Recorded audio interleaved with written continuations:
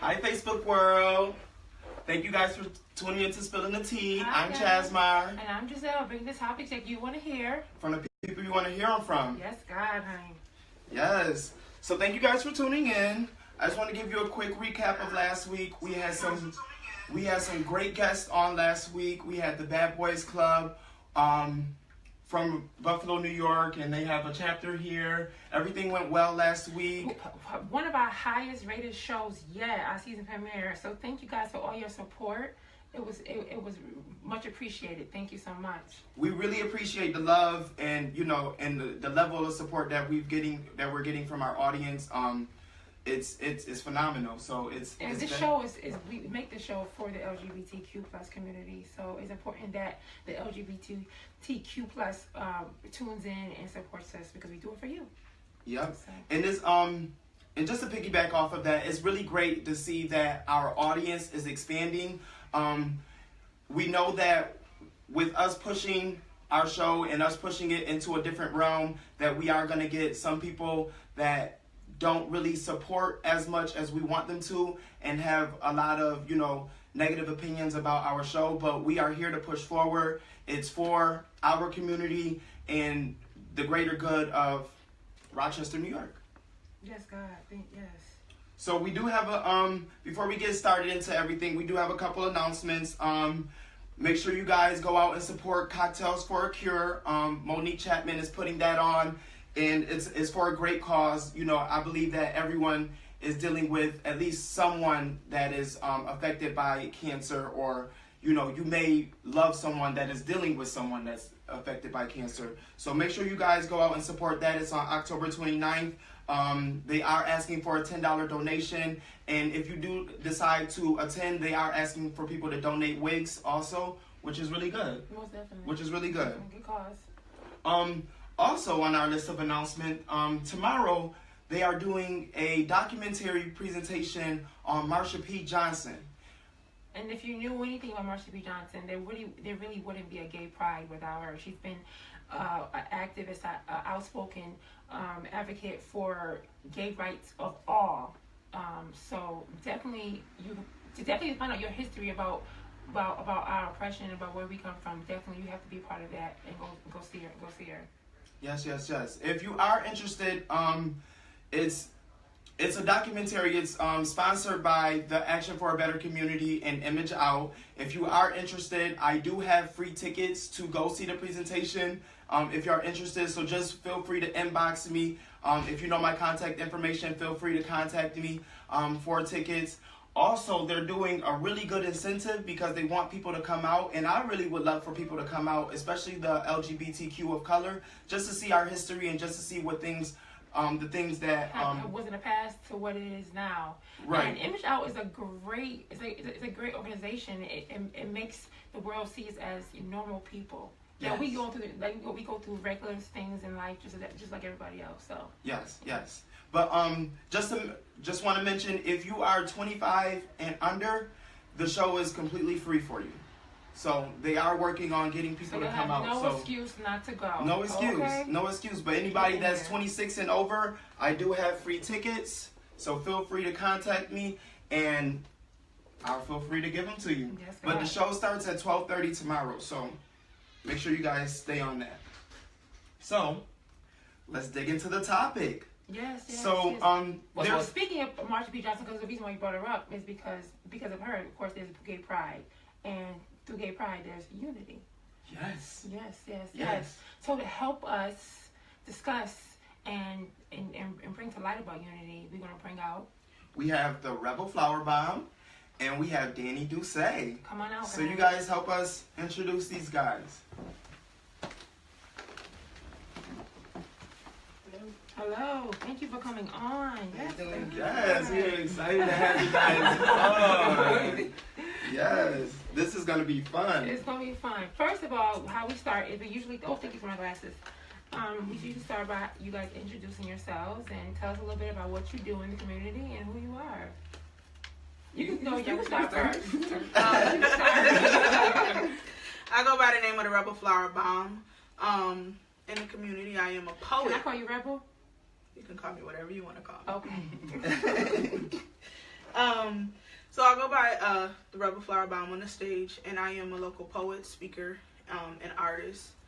Currently, I work in childcare, children with disabilities. Yeah. But my mission is more so to show youth and more so women. No offense to anybody else, but I really want women to understand that we do have a platform, and that there's a lot out there for us. Kind of encouraging women, queens, as I like to put it. That there's a place out there for us. Currently, I am preparing to release my first collection of poems, which is a book entitled The Heartbreak Series. Oh, yes, definitely. And it's not going to be a series of books for everybody to ask the question. It discusses a series of heartbreaks, and heartbreak doesn't always start with relationships. It begins with family, friends. So a heartbreak can come from any aspect. So that's what the poems entail, and some like quotes that I put together. I'm saying a lot. Yeah, it's not good. It's a space filler. It's all right. There you go again. The book releases October 28th, which will be my 26th birthday. Always exciting to celebrate my new years. And I am a Scorpio. Team Scorpio. We lit. Tickets can be found at eventbrite.com. My website is therebelflowerbomb.com. You can also find me on Facebook, The Rebel Flower Bomb, Instagram, The Rebel Flower Bomb, Twitter, The Rebel Flower Bomb. And that's what I'm out here doing. Make sure you guys come out and support. The Rebel Flower Bomb puts together some really nice stuff. The first time I seen her on stage, it was phenomenal. The presence, the stuff that she had to say, it was amazing. So make sure you guys go out and support. The tickets are only $25. So make sure you guys get there. The last show that you were involved in, what was the name of it? I Am Not Your Angry Black Woman. I Am Not Your Angry Black Woman. It was an amazing show. And come to find out, because the night that I came, it was the second night, and it was a packed show. But come to find out, both nights was packed. Both nights was packed. Yeah, it was a great cast. They had great stuff to say. They all were, like, how would you say it? Powerful speakers. Absolutely. Very powerful speakers. My publisher, Mariah James, actually wrote that. Really? So, Mariah was getting tired of people always looking at her saying, smile. Black women always have to hear smile. We are not angry when we are not smiling. That's just how we look. Most times can I curse on here? Yes, you can. We call that the resting bitch face. We all have it. I love how you actually mentioned it. We've all done it. She was really getting tired of people saying, smile. Mm-hmm. And why are you mad? And she's like, I'm not mad. This is just how I look. So she decided to write a melodic monologue, pinpointing reasons why a woman. First of all, we don't want to be labeled angry black women. Of course not. None of us want to be labeled angry. Everyone is angry at some point. So in the play, she kind of tells the stories of why these women are upset. I'm sure we've all seen Tyler Perry's Diary of a Mad Black Woman, when she says, I'm not angry, I'm mad as hell. We have many reasons to be upset. Don't label us angry black women. So that's what the melodic monologue was all about. Yes, so make sure you guys go out and support. I definitely will be there to grab me a copy and get that thing signed. So make sure you guys come out and support. And remember, if you guys have any questions for our guest or me and Chasmar, you guys could ask any questions on here. That's why it's live. Yep. Feel free to chime in at any point.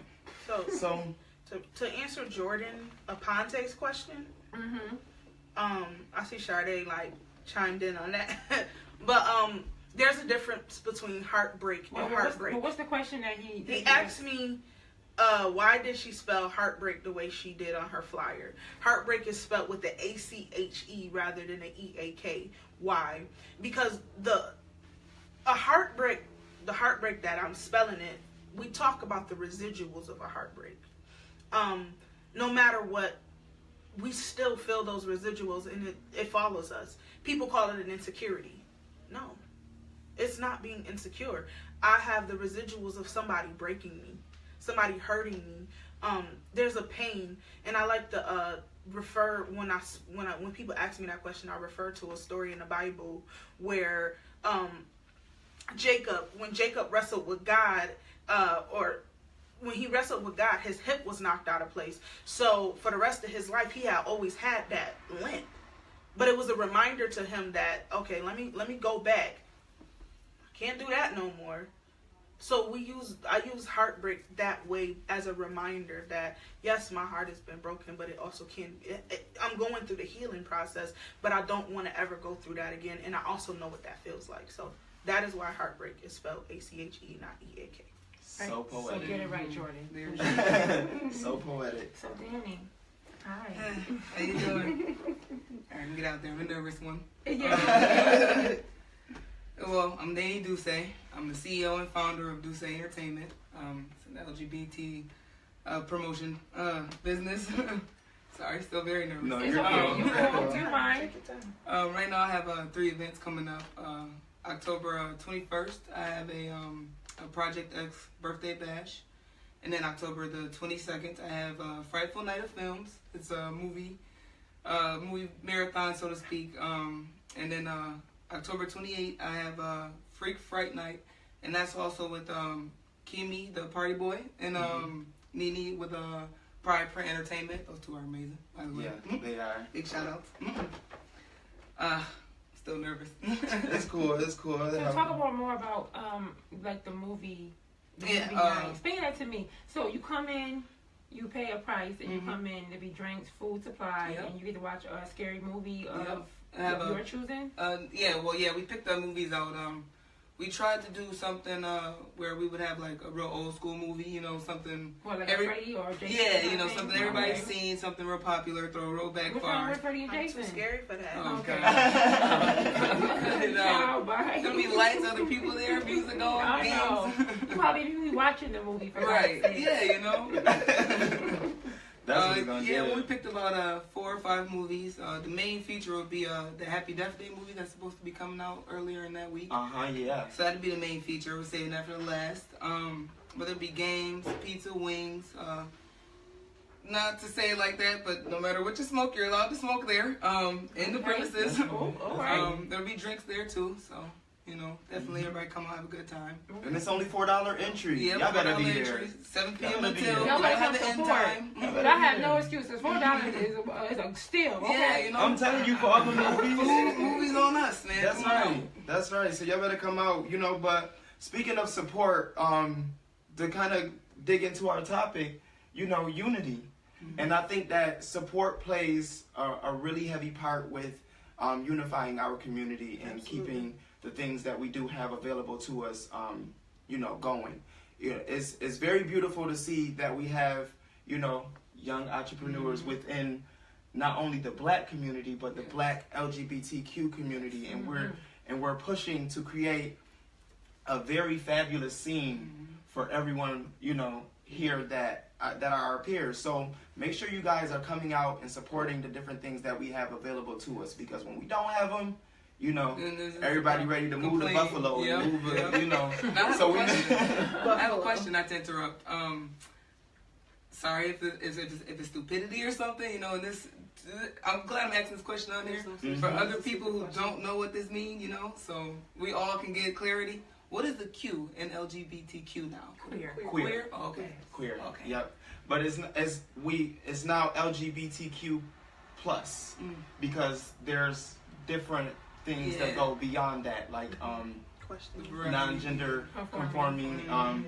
There's some people pansexuals. Some people that don't look at man or female.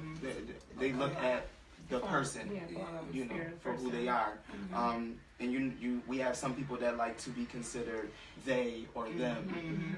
But those are really much pronouns and stuff like that. Right. But just for clarity, and I don't like to label anybody's. What do you guys label yourselves as, or do you not label?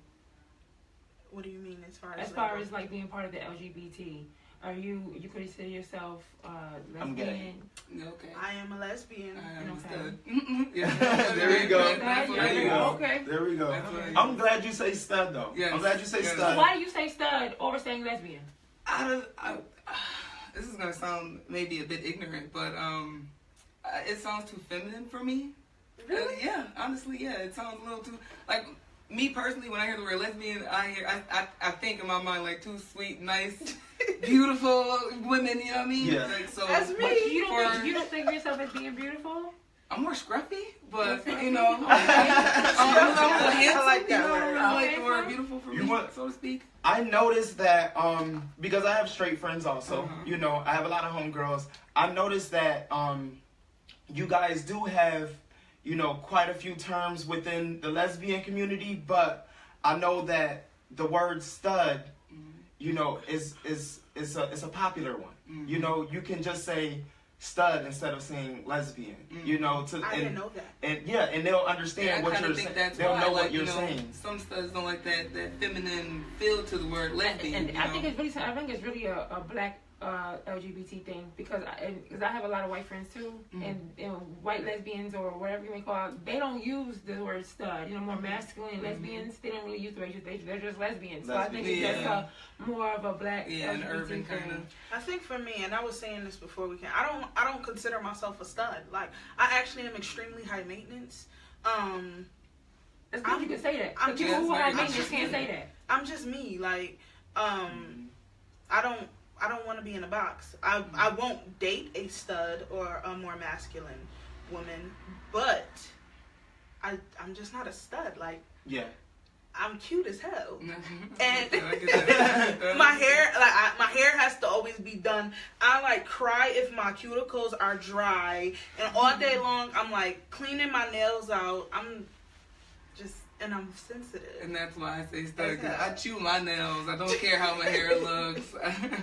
So I do a dirty I job. like I also do I like the word construction. scruff. I like that. Well, you know, yeah, he don't care about grooming either. He just do whatever. He don't care what he even. You sure? See, that's surprising You me because look at him, you I think look that at you he and do, yes, but he yes. really I get that all the It's time. totally People different. like, oh, you're just high, you're a pretty boy, and I'm like, No. no. If I wasn't not spilling the tea, this hair would not be cut. That's a fact. I pay it. So I have another question, and this is something I always wondered about, you know, being a stud or being a lesbian. I know, for instance, being a stud, well, I don't know because I'm not a stud, but I have stud friends, and I know a lot of stud date, you know, very feminine women. But sometimes the feminine women are not completely lesbian. They're like, you know, from the straight community. They have like maybe 3 or 4 kids or something like that. And my question is that, like, do you consider them part of the LGBT? First of all, do you even consider yourself a part of the LGBT? Yes, I do. You do? I mean, I feel a little distant off, but yes, I do. I mean, Why do you feel I distant? am a stud. For the longest, I've always like defined myself as having a female's heart with a male's mind. Like, I've always felt like I was too gay for the straights, but I was too straight for the gays. You know what I mean? So I'm always kind of like landed right in the middle. You know, I got a good amount of straight friends and a good amount of gay friends. So, you know. Yeah, you keep a healthy balance. Yeah, definitely.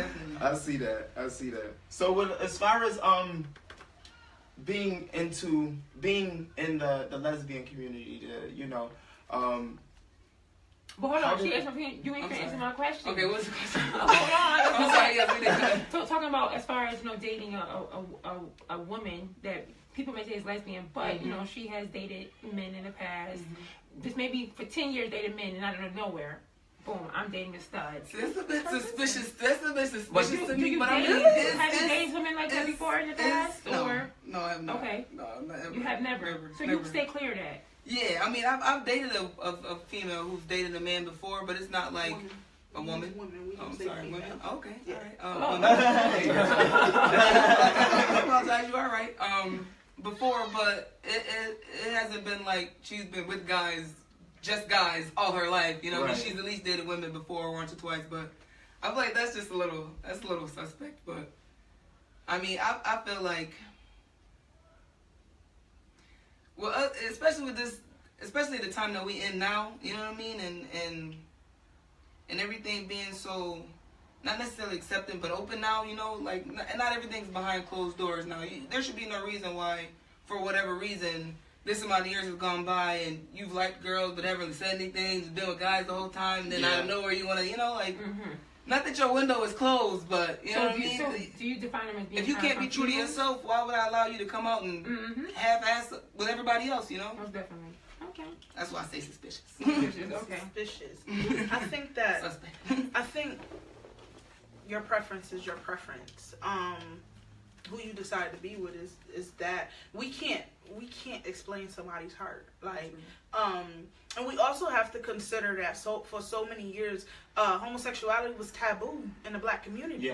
So many women who probably did prefer women at that point in time, they couldn't really be out there because we were a Black woman, or just women and men the same, were judged. You know what I'm saying? And treated so wrong in respect to who they were and who they loved and they desired. So I think that's something that has to always be taken into consideration when you may date someone who was interested in women, who has been with men and always desired women, because who we choose to love, it's a desire. It's not a like, it's a desire, and we have to weigh those two words and put them beside each other and always remember that. Just because I think you fine as hell, Chasmar. I think you fine as hell. I don't desire men. Right. You feel me? So it could be that situation, and some women had I to. feel like that alone makes it even harder to weed out the people that's just really like, okay, I'm tired of this situation, so now let me go try this, without even really considering the other person's feelings as they're going to try that new situation. Like, yeah, this girl has been a stud all her life, might really fall in love with you for who you are, but yet deep down inside you're really not that good of a person, because you literally walked away from this one situation just because this person jerked your heart around for this many amount of time or whatever, you know. And now you want to come over here, and I just feel like it's definitely people out there like that too. You just have to be aware of and watch out for. Within, you know, trying to date or trying to find somebody to love you for who you are and love them for who they actually are. Right. So, I'm glad we kind of went the direction that we went, because it's kind of going the way I wanted to go. I had a situation yesterday. I was in the barbershop. I had a situation, and across from me, the other barber was like speaking with one of his clients, but she was a lesbian. You know, both barbers that are across from me, they both are aware that I am a gay male. They're both aware of spilling the tea. They know what I give. But I'm one of those gays that they would consider respectful, you know, because I don't push my agenda on them. But he was making comments. He was talking to her, and he was just like, you know, oh, do you have like gay friends or anything like that? And she was like, nah, I don't have a lot of gay friends. I just go my own flow. And he continued to bash gay men, you know, and let her, but also let her know that she was okay for being who she was, and she's accepted for who she was. But as far as gay men, I just rather not have that as a client. Or that he feels as though that that all gay men just want to be women. And that, so that's the opinion on you know, whatever. But that is very my reason in bringing that up is, what barbershop was that? You tell me after the fact. I'll tell you. But my reason in bringing that up is I know that we have within the gay realm of the LGBT, we have a lot of hurdles and struggles as to being who we are in public. You know, I can love who I want to love. I can showcase it on Facebook. I can be comfortable with that. I can, you know, be as gay as possible. But if I decide to go to the mall with my lover, you know, would that be cool to hold his hand? Or if I decided to, you know, go to a dinner with my lover, am I okay to kiss him in public? You know? But I've seen, you know, lesbians do it. I've seen lesbians, you know, kiss in public. No one says anything. No one cares, or whatever. You know, but when we do it, it's like a freak show. That's one reason. You know what I'm saying? I think it's because like Oh. I think it's because gay men threaten men's masculinity. Yeah. And they don't feel threatened by lesbians at all. In fact, lesbians have this kind of fetish to them in a man's mind. Mm-hmm. So that's not a threat. That's not a threat to them. When you see two gay men, that's like, what is that? That's something different. I don't know what that is. I think they've also sexualized gay women. Yeah. And it's like, they look at gay women, a lot of straight men look at gay women as like sex symbols, and I've had a straight guy be like, "Yo, you just haven't had no good dick before," and I'm like, "What?" I haven't had that line yet, but I've had something pretty damn close where it's just like, could you respect my space and who I am as a person? Like, please, I don't need or want what you have. It's so funny you mentioned the barbershop. Like, before this morning I was in the barbershop, and this is fam to me. And I was having a conversation with my barber about sexuality. He had to tell, he said to me like, well, I don't like when gay people say that we are homophobic because we do not agree with who they like and who they love. And I'm like, we won't get into this conversation because every time me and him have this conversation, we argue with each other, and I don't like to argue. There's a difference between having an opinion and then blatantly disrespecting. Exactly, and that's what I tried because he was like, "Did I say that? Did I say that?" And I'm like, "No, give me a chance to explain to you because I'm not. He's never disrespected me.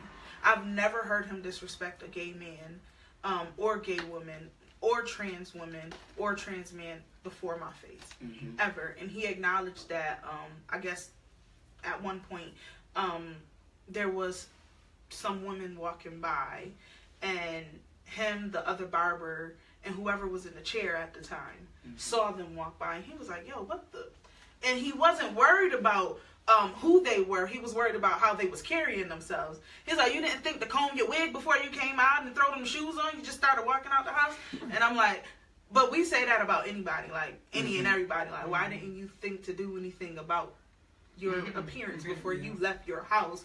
And he was saying to me, I respect all LGBT people. And he used that term. He said the LGBT community. But then he went on to talk about a trans man who was inside his chair. And he started saying her. Because he said when he stood up, he acknowledged that he was a guy. And that he was trans. And he was like, "Yo, if you would have never said anything to me, I wouldn't have known that." Right. But he went on to say her. So I was like, but it's he. So let's discuss pronouns. Because now you're showing who you really are. Let's discuss pronouns. And he was like, well, this is where that conversation comes in again. Well, she was a girl, so she is her. She's not a man. And I said, and that's when we start talking about transphobia. Yeah. And respect. And he said, well, a phobia is a fear. So now he discusses words. I think that people they're not trying to learn. And sociology teaches you a lot of things. I took sociology on behalf of I took sex and gender just so that I could learn myself, because I'm not fully educated on everything. I learned pronouns here, but I think that because gay women, lesbian women have been sexualized for so long, people are treating them this way. Men, especially barbers. Right. And I'm sure if you've ever been in a barbershop, you've heard this conversation before. I don't want no man look me inside my eyes and make me feel like he want to fuck me. What? That's a you thing. Like, I think that's a you thing. That has nothing to do with the person in your chair. At any moment, if you think somebody who's giving you eye contact wants your body, because consent is everything, but that's on you. I think that's something that the conversation will never end. Like, it will always be what it is, because people don't. But just to be clear, I think that it's just not people sexualize lesbians, but they also sexualize a lot of other facets of the LGBT. Because as a trans woman, I know I'm sexualized all the time. But you fine as hell. Oh, thank you. Okay. You know what I mean? But that's just me alone. There's other trans women who are also sexualized. So I think it's just and also gay men are sexualized well. I feel like their sexuality is put right out there. Yeah. You know? Yeah. It's going on. So how do you guys feel about people like Nicki Minaj and stuff like that. Like when she first came out, when she first got popular and booming, I think it was around like 2008, 2007, around that time. It was a lot of promotion on her liking females, and you know, and I promise you, every girl wanted to be gay. Everybody wanted to be a lesbian. They thought Nicki Minaj was gay. Yeah, I must be out of the loop. I don't know none of this stuff. Having girl, you know, she talked about signing my boobs and all that other stuff. Like she was just talking about women. You know what I'm saying? And I guess it just made it cool. Yeah. You know. And then at the same time, we got what's her name? Katy Perry. Yeah. Kiss the girls or whatever, you know. So at that time, it was a lot of stuff going on. It's a fad, just like before the lesbian thing, you know, with the whole, you know, fad with the whole, you know, I kissed a girl and all the you just say. Remember before it was like the queer eye for the straight guy. Yeah. It was like cool to be a gay guy. You know what I mean? It went they went through that part, and now we're going to lesbians. Trans people haven't had it yet. But how do you guys feel about that? How do you guys feel about that? You know what I mean? Not only is it someone using the image to push their own agenda, but they also have people following them and wanting to be into that lifestyle based off of it being popular. Like it's a hat. Like I want to, you know, let me be a lesbian. I think it's more to do with just like capitalism and just how you sell off a product. Yeah. But we can't put the light on them. We can't put the light on them. They're the face. They're just the face. Think about the president. This president is different. Okay. We're not gonna talk about that guy, but presidents, the past, okay, past presidents, or they're the face. Yeah, there's somebody else writing those scripts. So just as artists are, there's somebody writing that script for them. Right. So I think I can't point the finger to her as far as Katy Perry goes. Katy Perry was just telling the truth. Yeah. To be quite frank with you, like, straight women, I'm not going to hold you. First of all, sexuality is not a switch that you turn on and off. Like, it's fluid, number one. There's, I believe statistics show that there's about 3% of people who are completely straight and completely gay. About 3%. Nobody is completely straight and nobody is completely gay. There's like, in between. That's a sociology conversation, okay? But you're funny. What I do? Funny. But honestly, that is something. It's the truth. Like, she kissed a girl and she liked it. She's not lying to you. How many of your straight homegirls love gay women going to the strip club to see women? Most straight women don't want to see men strip. They want to see women. I've never been to a strip club, but I hear that. Like, my wife say I'd rather go to. I don't want to see no man strip. I actually enjoy seeing women strip, and I'm not even into women. But I don't want to watch no sweaty man. Right. Dance all over with his schlong hanging about. That's my. I don't do nothing for me at all. But I'm just saying, I love seeing the girls, because to me it's like an art form. They do more. They get on the pole. They do all these like crazy tricks. I love it. Yeah. I guess. Honestly, straight, they earn like money. All straight, when they homegirls, you done seen straight women go to the club. They grabbing asses, they heads in each other's titties, they kissing each other, and they liking it. I'm sorry, it's just the truth. Like, nobody wants to hear the truth. But do you feel like that is that building a negative connotation on your community? I don't think so, because it's been a thing. Yeah. Okay. It's been a thing. Like, this isn't something that's just happening. Katy Perry just put a song out there acknowledging it. Like, I think it was songs years ago about it. Like, Madonna been sexualizing everything for years. She a different conversation. She's a little freaky. So I wanted to discuss a post that I made, I think maybe a couple weeks back. I made a post asking the lesbian community, what is it that you guys look for or want to see in the community? What do you guys want to see change? What do you guys need in the community? A lot of people, I think the main concern was the unity piece, because it was like, you know, us going out, us wanting to have fun, us wanting to have, you know, parties, and we see more like us within the parties because, you know, we have, you know, Danny Duce throwing parties. We got Nene throwing parties. We got Kimi throwing parties. We got Khadijah throwing parties.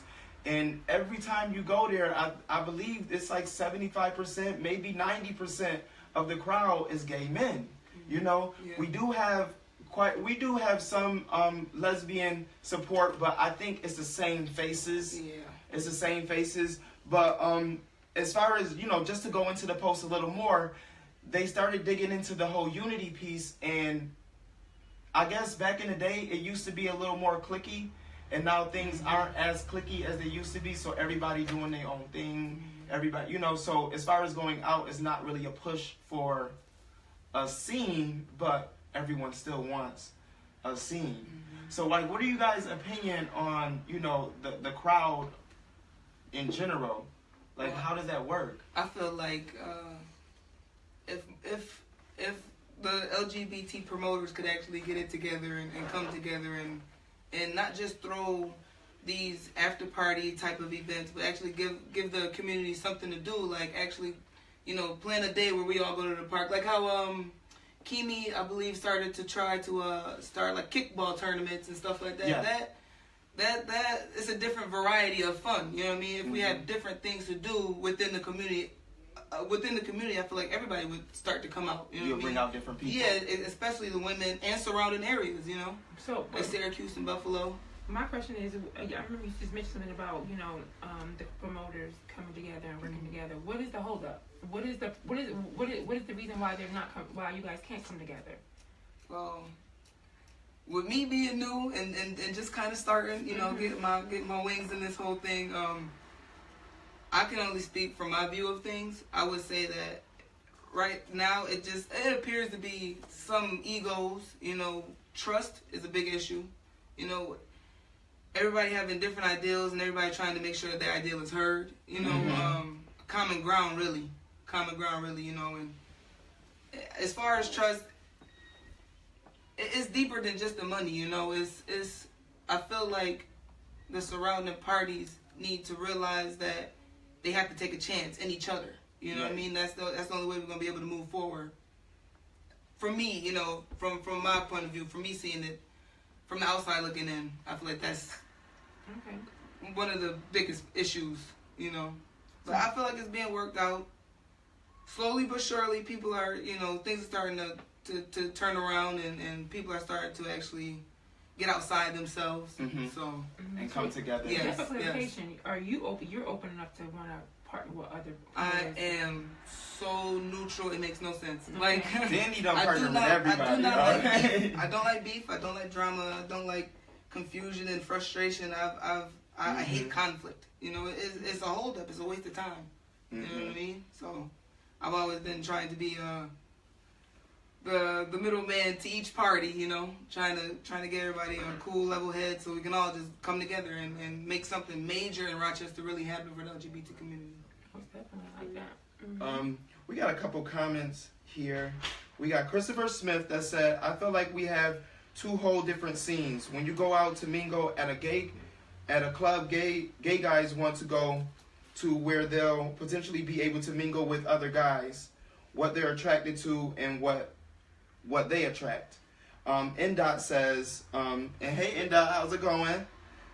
It's definitely divided and it's a lot of favoritism. Yeah. Yeah. Christopher Smith also piggybacked. I agree with it being divided, but as far as it being divided, I feel like that's, yet again, that falls on the promoters. You know what I mean? If this event is going on and that event is going on, 9 times out of 10 you're going to split the crowd, and when we really could be having the max amount of fun, you know, now everything's split up. And it's not to say that promoter over there and this promoter over there doing their separate events can't prosper on their own, but why do that alone and have that hard time on your own? You can come together and make it twice as easy, you know what I mean? Right. 2 heads are better than 1. Right. You work smarter, not harder. Right. I do want to say, based off of her comment, that the promoters, because I play a part in that too, with Black Ground Entertainment, but with the promoters, like, we do fight hard to create a really a really substantial scene here, but it's gonna take the entire crowd to help us out with that. Not only is the support necessary, but when you guys come out, please act like you have sense. Yes, we are, the venues that we have available to us are very, very, very limited. And then one thing that I noticed with the post that I made for the lesbian crowd was some people said that they don't want to pay $10 to go to certain venues that we have available to us, but that's all we have available to us. But we've had venues like Taylor's Nightclub and things like that, and even the German House. Khadijah's had put us in the German House. We've had ER Studios several times, but when the girls come out, they everybody don't know how to act, and then it taints the reputation of the promoter. So for us to want to go back to that space that makes sense, that space that looks good, it's kind of it makes it hard. So then we're limited to what we can use. So I just want to put that out there for we all have to play a part in this piece in making us a unified scene. I have a quick question, probably one of our last questions we're going to be able to do, but from a friend of mine, she had said it is two scenes. It's like the lesbian community acts superior. I don't know. I mean, she wouldn't probably feel like say more superior, but I mean, I feel like with lesbians, it's less fights. I want to say, not necessarily, because I mean, a fight can happen at any moment, any time, anywhere. But I feel like with the gays, the males, I feel like they're more connected than the lesbians are. You know what I mean? So for them to get together and do something that happen like a flip of a switch, and then because everybody's drinking and they're all into themselves, that argument starts. You sparked up. Now the next 2 weeks, they're friends again. You know what I mean? But you guys can move on quickly like that. Lesbians, it don't happen that way. You know what I mean? Lesbians start fighting.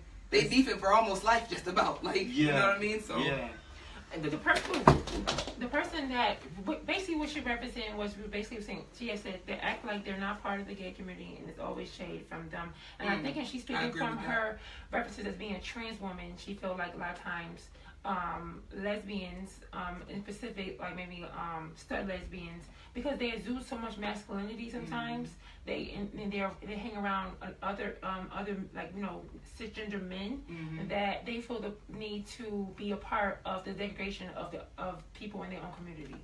So if you're a stud hanging out with a bunch of men, the man calls out a gay person or a trans person, and the stud joins in on that. Oh yeah, this and that. People do that. Yeah, they do that. It happens. It happens. It does. I'm out of the loop. Thank you, babe. Yeah, either way, that's not okay. I just need to comment on something Chasmar said. We dropping everything. I know. People don't want to pay $10? People don't want to pay $10. People have different reasons and excuses for not paying what they want to pay. You don't know their reasons. You can't really speak on that. No, but on the post they said specifically like they don't want to pay $10 for the specific venues that we are hosting our events at. If they will pay to see celebrities and go to concerts and stuff like that, there should be absolutely no issue with paying $10 to support your own. People that you see on the regular, people you can call, people that you can inbox that will respond to you. You should be willing to support them people at all times. There should be no excuse unless you don't have it financially. But other than that, there's absolutely no reason. And I hear a lot of times people are saying like, there's not a lot of venues where we can have events at. Is that true? It is. You have to really dig. You have to really dig, and you have to really. And certain venues play favoritism to other promoters, where you are actually trying to get into this one place, but they're giving you the runaround for this other promoter that they've already promised the time and the date and the space to. And a lot of the venues that that look really good, they don't allow hip hop music. You know what that means though? Yeah. That means black people. Yeah, because if I had a different color and I wanted to throw in an event, I can play hip hop music all I want to. Right. I can play whatever music. I can play pop. I can play whatever. But when they say we don't do hip hop music, it really means we don't do black people. Mm-hmm. You know, so they found another way to say no colors allowed. Mm-hmm. You know, but we can point fingers all day, but we have to unify first. That's, in my opinion, we have to unify first and know how to carry ourselves in order for us to, you know, get ahead. Because if we have these people here judging us, you know, we got to show them that, you know, we're not what you make us. Absolutely. Mm-hmm. Mm-hmm. Unification I is see the key. A comment, it says, I can vouch for people not paying. It's because they feel it's not going to be a show. It's not going to be worth time.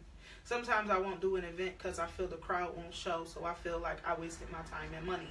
Honestly, with that, and this is coming from an artist, I have put my own events together. I perform. If you don't give us a chance, then who will? The more people, like, if you show up to that event, granted, I as an artist, I have to always have the mentality that whether I got 2 people or 200 people in the audience, I have to give my all every single time. Absolutely. Therefore, we're going to always give you what you bargained for. Like, you paid your $10 at the door, then you're going to get that show. And you're going to get exactly what you're there for.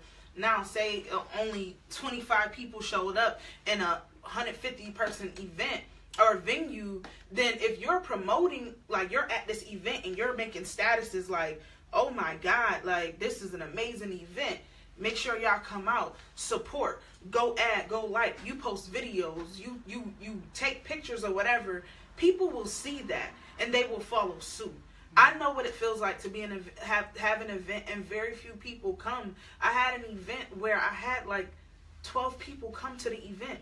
My last event was a full house. Mm-hmm. But before, so I know what it feels like to flop, and I also know what it feels like to succeed in an event. My next event is $25. And I wrote a status on Facebook just so that people can be fully aware. Number one, it's not free. We have to pay to get the venue. We have to pay to make sure you're getting what you bargained for. $25 comes with a book. You got wine. I'm giving you refreshments. I shouldn't be doing that because I'm still performing. I have a full live band. All of these things are paid for. Nothing comes easy and nothing is free. So just as much as you want a show, you wouldn't tell Beyonce that you want to get in her show for free because you don't think many people are going to be there. If Beyonce was up and coming, she didn't start off with millions of supporters. She started somewhere. So if you give the people in your community a chance, then we can grow and expound on that. I feel that I'm very, very, like, passionate about people supporting us, especially me, because I'm me, and I'm a damn good poet. Right. And I'm not flexing at all, but you gotta have confidence in yourself. Absolutely, but in yourself first. The first time they seen me, I had to like throw something together, and I'm gonna give you my all. Like whether you get into this event for free or you pay $30, $25, $10, whatever it is, I promise you to give you my all. And when you leave, you will be full and you will leave better than you came. But if you're not giving me a chance, you will never know what that event is going to feel like. Right. All right, so we're going to close out our topic now. I want to thank these guys for coming on today. Thank you. It was an amazing show. You wasn't so nervous? I feel all right. Yeah, kind of faded away. Please make sure you guys go out and support these 2 talented individuals. Absolutely. The poetry that the Rebel Flower Bomb does is amazing. You have to come out. Make sure you guys are out for that Freak Fright Night, oh, yeah. October 28th. Oh yeah. Let me tell y'all, going down. I'm bringing the noise. Scorpios. I'm bringing the noise. I'm ready. Speaking of me, I got Latrice Halter and Monty McCoy on the costume for October 28th. So when I tell y'all I'm coming, I'm paying for this. I'm coming. Okay. So, yeah. It's the 28th? It's October 28th. So y'all come out. So the 28th, y'all got 2 events to go to. Yep. You can get tickets, and I got tickets. You can go on Eventbrite, and I got physical tickets. So make sure y'all hit me up. You get a book with your $25, and I'm going to have wine and a little bit of something there. And I'm going to have a live band. I'm going to be performing with Exhale from No Other Entertainment. So Kay Chapman is the piano player. Check her out. We lit and we live. You can go from 5 to 9. You come to my event, and then you go home, take a shower, get dressed, and go out. Come on out, have a good time. Let's do it. 4768 Lake Ave. We're gonna close out with her, with Rebel giving us a poem. We're gonna close out with that. We're gonna close the show out with that. Okay. Okay. But first, we gotta pay some bills, honey. I gotta put my good glasses on. As Black Crown Entertainment, we pride ourselves on preserving the culture within our community and restoring the unity amongst the LGBTQ plus of color. And with your help, your efforts can be that much easier. Just visit our like page, Spilling the Tea, and with Chasmar Jazzelle, and click on our GoFundMe link. Any size donation will be greatly appreciated. Even $1 can keep this train moving. Yes, God, honey. Okay. All right, so this poem is entitled 21, and it's dedicated to all of those that are afraid to be themselves because you don't want to be judged. This is for everyone who are hiding their true selves amongst the majority to fit in, and to everyone that lost their lives at Pulse nightclub, as well as my baby brother, Jesse. I told my mother that I am gay, that I could no longer tell her a lie. I was a lesbian, and my friend, who was very special to me, she was special like I wouldn't mind loving her forever kind of special, that no man ever could make me feel whole like a woman could. She didn't respond. She was speechless. As I was speechless the night of that very special friend's sister bachelorette party, because she was drunk, and drunk didn't mean consent, but temptation meant if she took my hands and wrapped them around her waist that I was closer to her than I expected she'd ever let me be. My mother was silent. They called it shocked, and I left. I left because there was no way, after years of her promising to accept me, that she could make me feel emptier than the bottle of Old English my father would leave on the floor. I left because I wanted to be loved in that moment. That very special friend of mine who was she still exists, I'm just not as special to her. Well, I dialed her number and she told me to stop crying, and imagine my daughter telling me she's gay as hell. But I'm different. Because I'll tell her to never forget that she is a woman, and she will learn what hurt feels like, that the heart is a muscle, that torn muscles hurt like hell, so when you love, you don't love in gender, but you love in soul. I told my mother, look at me real good. I am still your daughter, and I may have to go through different measures to give you grands, but marriage looks the same to me. She responded, but I don't want anyone to treat you different, with tears in her eyes. I cried too. I told her that I am a 21-year-old black woman, middle class, Christian, just gay, a queer poet that doesn't starve but turns water into wine. I feed many with 5 loaves of bread and 2 fish, that surviving in society meant a sharp tongue and an open heart, that intersectionality stripped me of my identity at birth. If the world wanted me dead, they could have had me. They could eat me alive and spit out every skeleton hidden inside of my closet, as if my soul was a closet. This is still America, Mom. And 3 years later, she'd be sitting in front of a television with the winds of Irma through her heart, the floods of Katrina in her tear ducts, and this is what I'm talking about, waiting in her voice box. See what I'm saying, Gianni? For me to respond. My baby brother will fail a paper bag test. He is the brightest sun you'll ever see. He is a black boy wearing a hoodie. His smile means the world to you and me the same. He says he wants to be a scientist, but there is still a bullet beat down and boy in blue ready to make a criminal out of him. But I know he has a beautiful soul, and his heart is a gold vintage treasure chest filled with diamonds and pearls. This is what I'm talking about. And I'll show her Freddie Gray. See what I'm saying, Mommy? I was 21 when I came out. I stopped lying to myself at 15. I stopped playing myself at 19. I'm 25, still gay. Still black. Still American. And still a bullseye. Thank you. Yes, that's next. Thank you guys for coming on our show. And baby, sometimes the tea just runneth over. Thank you guys. Thank you.